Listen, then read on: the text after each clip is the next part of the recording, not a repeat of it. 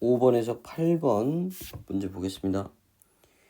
4주차 7회 문제죠. 7회에 있습니다.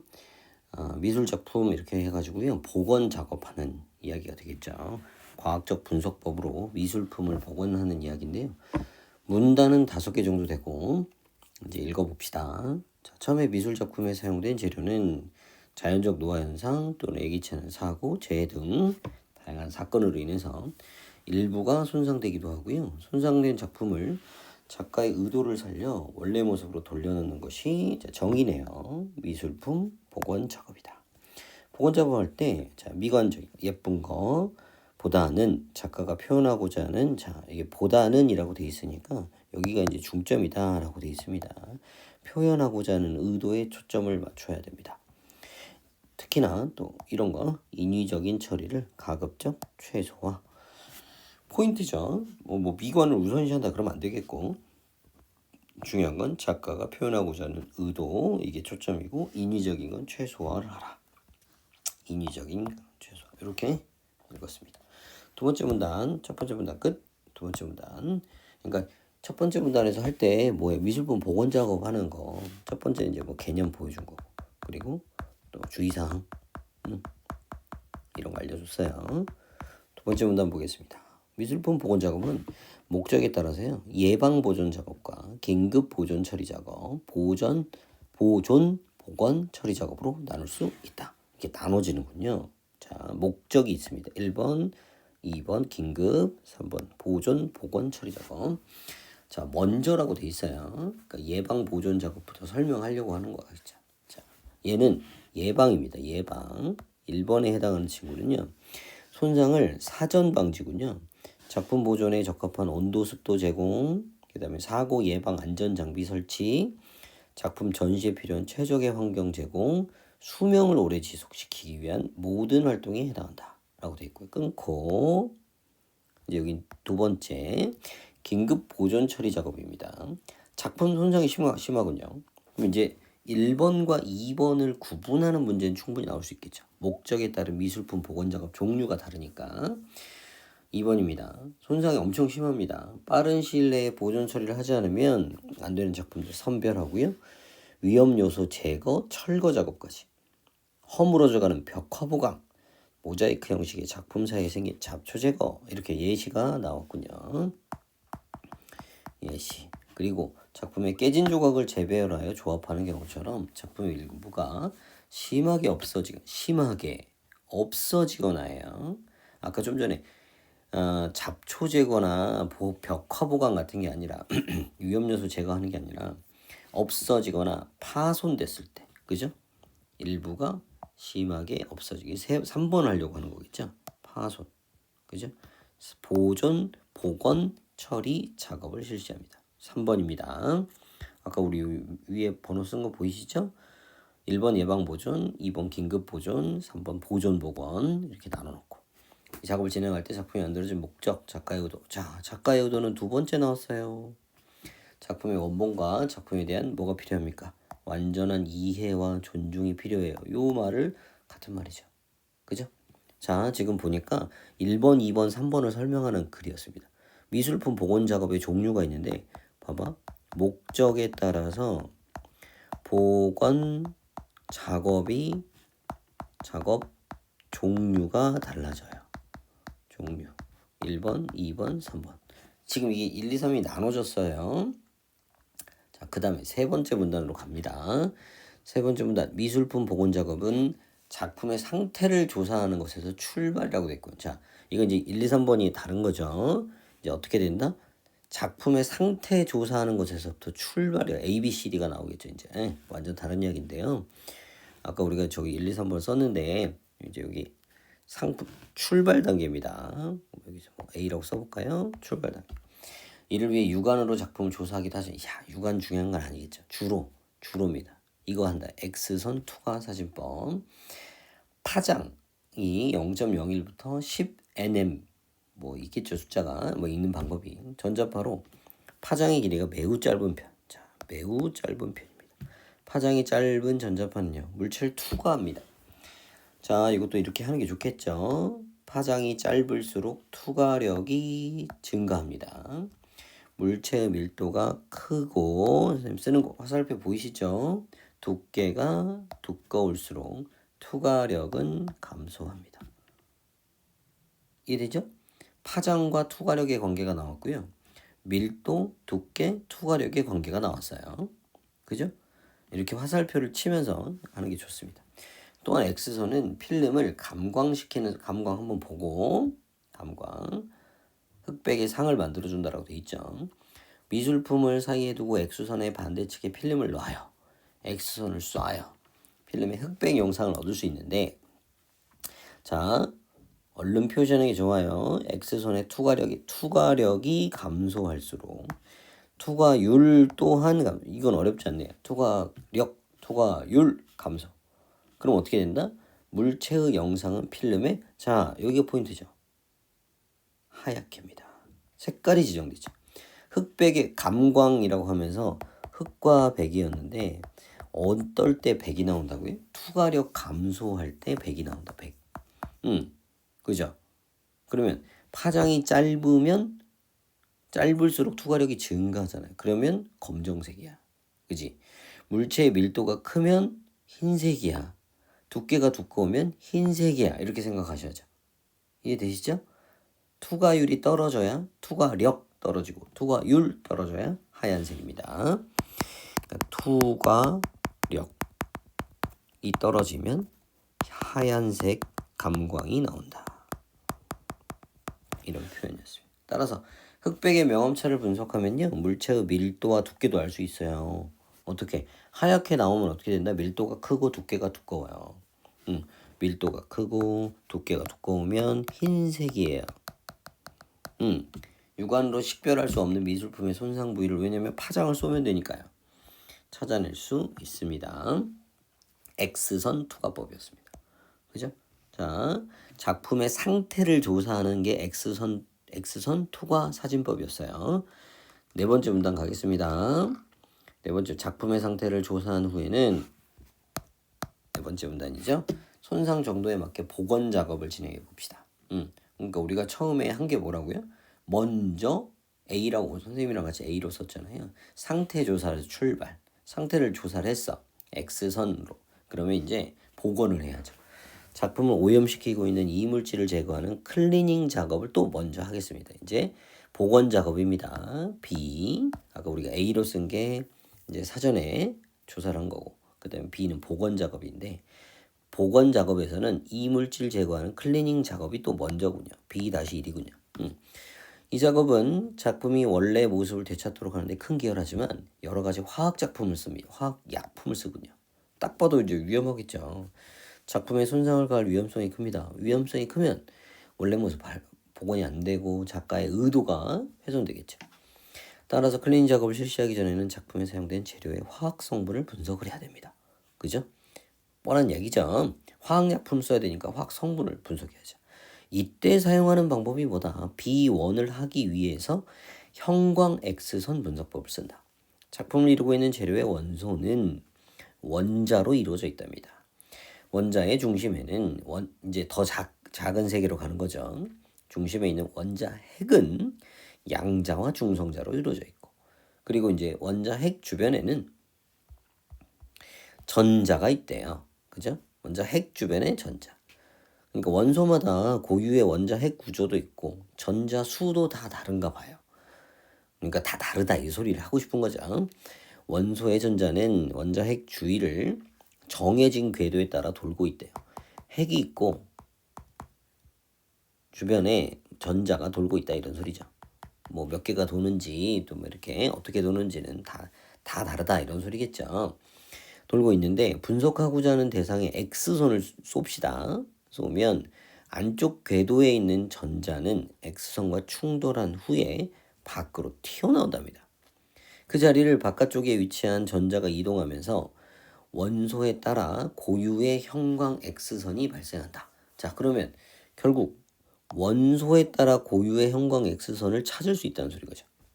X선을 쏘면. 그리고 이제 이 방법인 거죠. 안쪽에 있는 전자가 튀어나와서 그 자리를 바깥쪽 위치한 전자가 들어간다라는 소리입니다. 이 형광 X선의 파장을 분석하면 실험 재료 속에 포함되어 있는 원소의 종류를 알 수 있대요. 그렇군요. X선을 쏘면 된대요. 또한 원소가 많이 포함되어 있을수록 형광 X선의 방출량 증가. 자, 이것도 해야죠. 원소가 많이 포함, 원소의 양이 많으면 X선의 형광 X선의 방출량 증가. X선의 세기를 측정하면 원소의 양 또한 알 수 있답니다. 세기. 그럼 뻔하죠. 그죠? X선이 많이 나왔어. 그럼 원소가 많다는 소리니까. 이거는 비례관계니까 어렵지 않고. 이런 형광 X선 분석법은요. 실험 재료를 기능 파괴하지 않고 그러니까 X선으로 파괴되는 게 아니라는 거죠. 그죠? 측정 준비에 소요되는 시간이 짧다. 측정 또한 장점. 여기다 이렇게 딱 써버릴까요? 측정 또한 몇 분 만에 완료. 벽화나 단청처럼. 자, 어디에다 쓸 건지가 중요하잖아요. 측정 대상을 이동시키기 어려운 경우입니다. 그죠? 어려운 경우에 성분 분석에 널리 사용되고 있다. 벽화나 단청. 근데 지금 잘 생각하세요. 지금 우리 이거 뭐 하려고 하는 거죠? 형광 X선? B-1이었어요.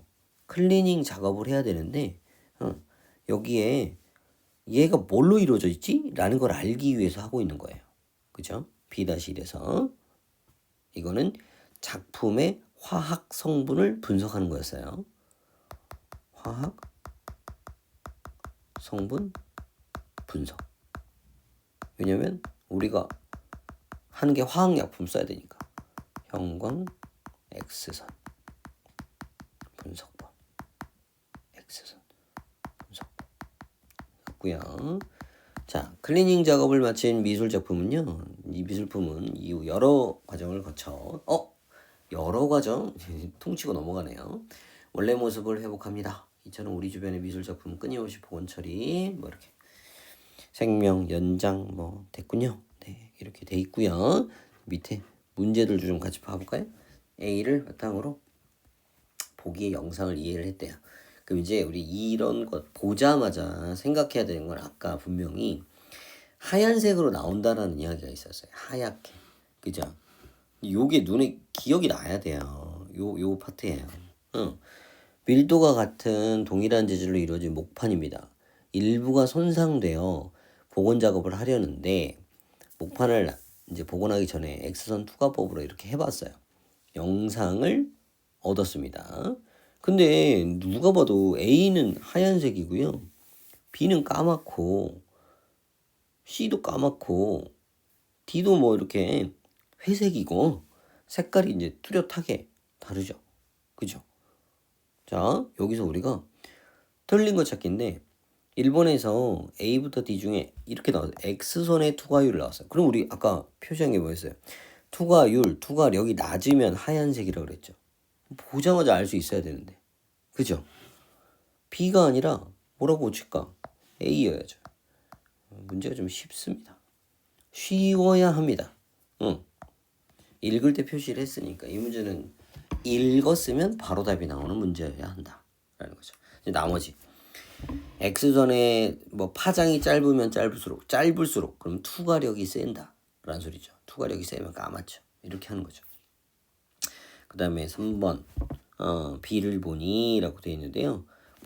목판에서는 육안으로 식별할 수 없는 그렇죠. 육안이 안 되니까 이것도 하는 거였고요.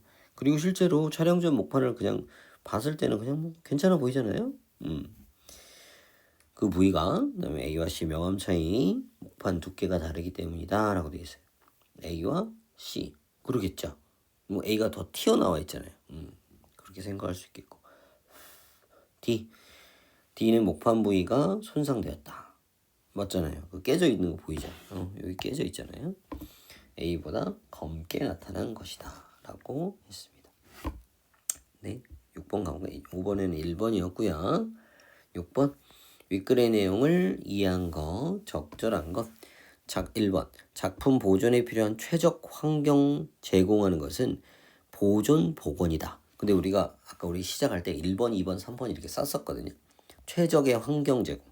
이것도 기억이 나도 좋고 만약에 안 나도 가서 얼른 1번, 2번, 3번을 봐야 돼요. 그죠? 1번 보면 예방 보존에 보시면 사전 보존, 적합한 온도 이런 표현이 있어요. 최적의 환경까지 1번입니다. 그러니까 보존 보건이 아니라 예방이죠, 예방. 예방을 할 때 쓰는 1번에 해당하는 거. 그 다음에 2번.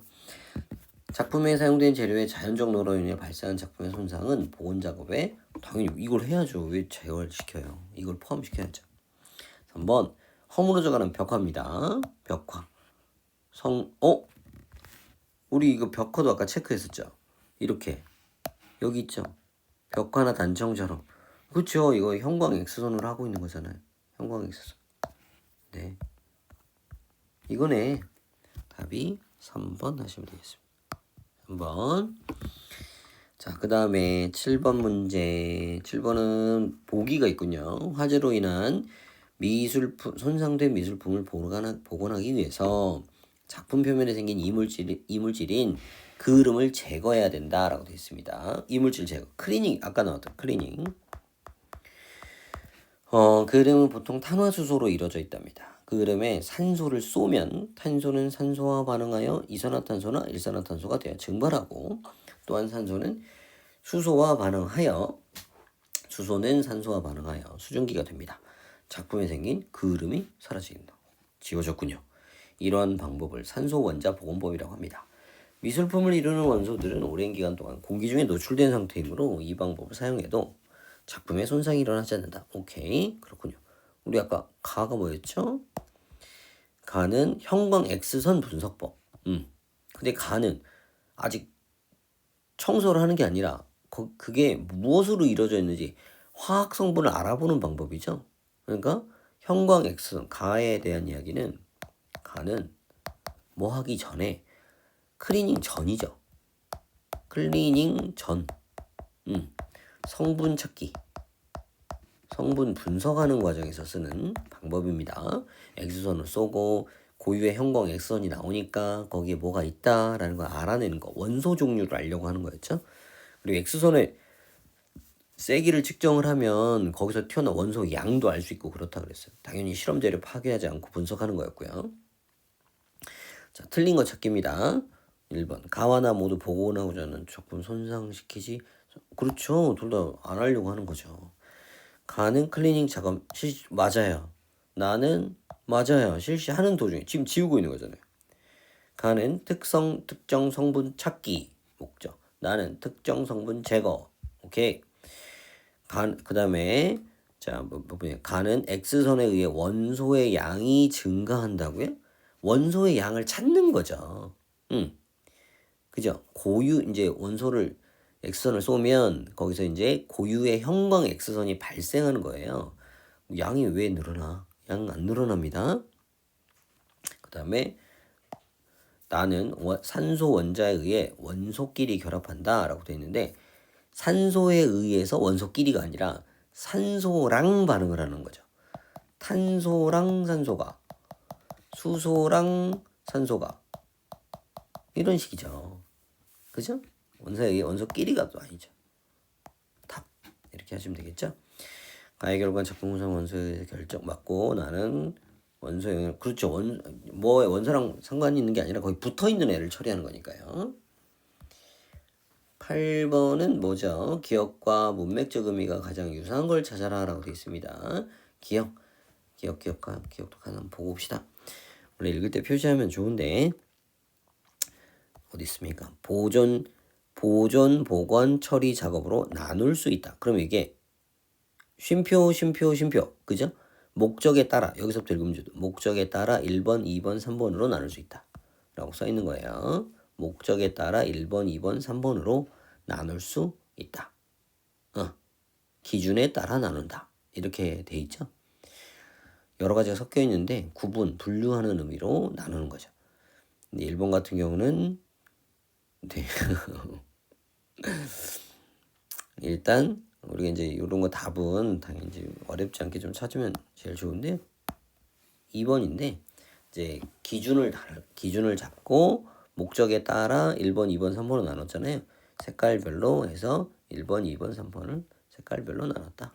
뭐 이렇게 하는 게 제일 좋을 것 같습니다. 자, 그 다음에 네,